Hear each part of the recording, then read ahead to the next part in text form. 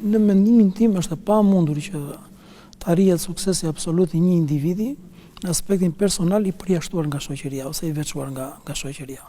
Ne jemi qenie sociale dhe suksesi merr vlerë dhe merr kuptim në momentin që ndahet me të tjerët. Për këtë arsye po të shohim edhe orientimet profetike ose orientimet hyjnore janë që njeriu të ndaj të mirën, të ndaj suksesin edhe me të tjerët. Nëse edhe një prej sëmundjeve apo veseve më problematike dhe më të dëmshme për njeriu është pikërisht ai egoizmi. Në momentin kur njeriu kërkon apo dëshiron të lartësohet në veten e tij, pastaj për të tjerët nuk i intereson ose dëshiron dështimin e tij. Muslimani nuk është i tillë. Dhe nëse ka këtë gjë, atëherë i themi nuk e ka arritur përsosmërinë. Besimtari është ai i cili i uron të tjerëve, i uron muslimanëve, i uron besimtarëve, i uron njerëzve atë gjë që ja uron vetes së tij.